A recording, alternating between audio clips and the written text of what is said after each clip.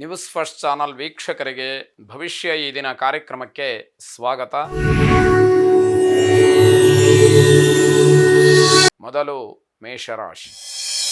ಮೇಷರಾಶಿಯವರಿಗೆ ವಿಶ್ರಾಂತಿಯ ಕೊರತೆಯಿಂದಾಗಿ ಆರೋಗ್ಯದಲ್ಲಿ ವ್ಯತ್ಯಾಸ ಆಗ್ತಕ್ಕಂಥದ್ದಿದೆ. ಹಿಂದಿನ ಹವಾಮಾನ ವೈಪರೀತ್ಯವೂ ಕೂಡ ನಿಮ್ಮ ಶರೀರದ ಮೇಲೆ ಪ್ರಭಾವವನ್ನು ಬೀರೋದಕ್ಕೆ ಅವಕಾಶಗಳಾಗುತ್ತೆ. ನಿಮ್ಮ ಸಲಹೆ ಬೇರೆಯವರಿಗೆ ಅನುಕೂಲವಾಗುತ್ತೆ.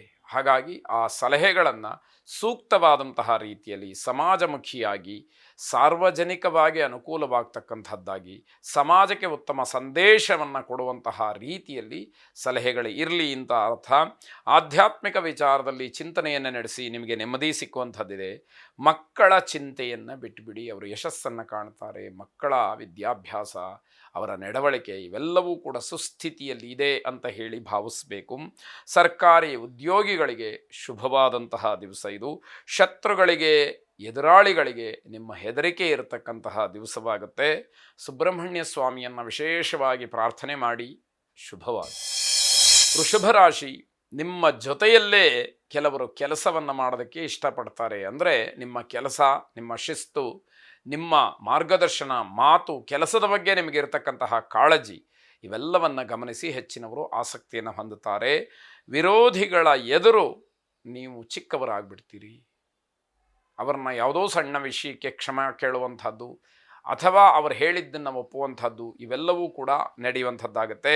ಸಮಾಜದ ಗೌರವದ ಹಿಂದೆ ಅಪಮಾನವೂ ಇರುತ್ತೆ, ಜವಾಬ್ದಾರಿಯೂ ಇರುತ್ತೆ.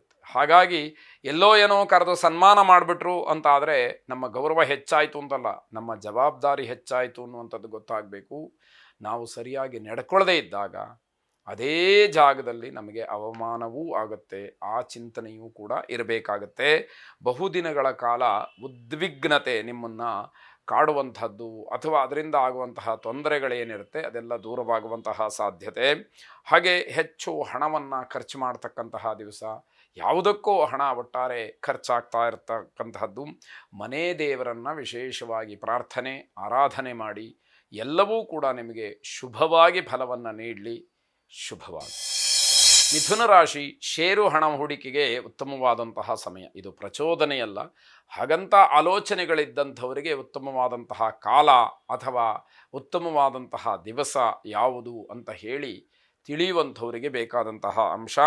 ತಂದೆಯ ಆಸ್ತಿ, ವೈಯಕ್ತಿಕವಾದಂತಹ ವಿಚಾರ, ಜಗಳ, ಬೇಸರ ಇವೆಲ್ಲ ಇವತ್ತು ಸಾಮಾನ್ಯವಾಗಿ, ಸಾಧಾರಣವಾಗಿ ಮನೆಯಲ್ಲಿ ನಡೆಯುವಂಥದ್ದಾಗುತ್ತೆ. ಆದಾಯದ ಮೂಲ ಹೆಚ್ಚಾಗುವಂಥದ್ದಿದೆ. ಅತಿಥಿಗಳ ಆಗಮನ ಮನಸ್ಸಿಗೆ ಒಂದಷ್ಟು ಸಂತೋಷವನ್ನು ಕೊಡುತ್ತೆ. ನಿಮ್ಮ ಸಾಧನೆ ಆಗ್ಬೋದು, ಯೋಜನೆಗಳಾಗ್ಬೋದು, ಇದನ್ನೆಲ್ಲವನ್ನು ಅತಿಥಿಗಳ ಜೊತೆಯಲ್ಲಿ ಚರ್ಚೆ ಮಾಡುವಂಥದ್ದು, ಅವ್ರ ಜೊತೆ ಹೇಳ್ಕೊಳ್ಳುವಂಥದ್ದು, ನನ್ನ ಸಾಧನೆ ಇಷ್ಟು ಅನ್ನುವಂಥದ್ದು, ಹೀಗೆಲ್ಲ ಆತ್ಮಪ್ರಶಂಸೆ ಇತ್ಯಾದಿಗಳಿಗೆ, ಜೊತೆಗೆ ಪರನಿಂದೆಗೂ ಕೂಡ ಅವಕಾಶಗಳಾಗೋದ್ರಿಂದ ನಿಮ್ಮ ಮನಸ್ಸಿಗೆ ಸಮಾಧಾನ ಸಿಕ್ಕುವಂಥದ್ದಾಗತ್ತೆ. ನವದಂಪತಿಗಳಿಗೆ ವಿಶೇಷವಾಗಿ ಹೊಂದಾಣಿಕೆಯ ಅಗತ್ಯತೆ ಇರುತ್ತೆ ಅಂತ ಹೇಳಿ ಜ್ಞಾಪಿಸಬೇಕು. ಉದ್ದಿಮೆದಾರರಿಗೆ ಲಾಭ ಇರುವಂಥದ್ದು, ಆಪಾದನೆಯೂ ಕೂಡ ಬರುವಂತಹ ಸಾಧ್ಯತೆ ಹೆಚ್ಚಾಗಿರುತ್ತೆ. ಈಶ್ವರಾರಾಧನೆಯನ್ನು ಮಾಡಿ ಶುಭವಾಗಿ. ಕರ್ಕಾಟಕ ರಾಶಿ. ದೊಡ್ಡ ದೊಡ್ಡ ನಿರ್ಧಾರಗಳನ್ನು ಮಾಡಬೇಡಿ. ಜೊತೆಗೆ ವಿಶೇಷವಾಗಿ ಹೆಚ್ಚು ಹಣ ಹೂಡಿಕೆಯನ್ನು ಮಾಡುವಂತಹ ಕೆಲಸಗಳು ಬೇಡ ಅಂತ ಅರ್ಥ. ಗೊಂದಲ ಇರತಕ್ಕಂತಹ ಕೆಲಸಗಳಿಗೆ ಕೈ ಹಾಕಬೇಡಿ. ಅದು ಇವತ್ತು ನಿಮಗೆ ಸಣ್ಣದಾಗಿ ಕಾಣಬಹುದು. ಇದನ್ನೆಲ್ಲ ನಾನು ಬಗೆಹರಿಸ್ಕೊಂಡ್ಬಿಡ್ತೀನಿ ಅನ್ನುವಂತಹ ಯಾವುದೋ ಒಂದು ದೊಡ್ಡ ಧೈರ್ಯ ನಿಮ್ಮಲ್ಲಿರಬಹುದು. ಆದರೆ ಅದೇ ನಾಳೆ ನಿಮಗೆ, ಮುಂದಿನ ದಿವಸದಲ್ಲಿ ನಿಮಗೆ ತೊಂದರೆಯನ್ನು ಮಾಡಬಹುದು. ಎಚ್ಚರ ಇರಲಿ. ಆತ್ಮೀಯರ ಮಾತಿನಿಂದ ದುಃಖವಾಗುತ್ತೆ.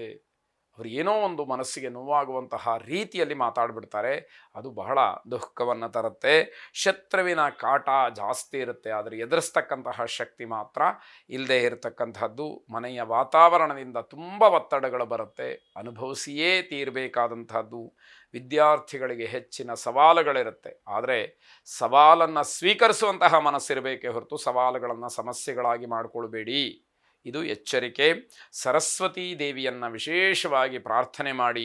ಸರಸ್ವತಿ ನಮಸ್ತುಭ್ಯಂ ವರದೆ ಕಾಮರೂಪಿಣಿ ವಿದ್ಯಾರಂಭಂ ಕರಿಷ್ಯಾಮಿ ಸಿದ್ಧಿರ್ಭವತು ಮೇ ಸದಾ ಎಂಬ ಪ್ರಾರ್ಥನೆ ನಿಮ್ಮದಾಗಿರಲಿ. ಶುಭವಾಗಿ.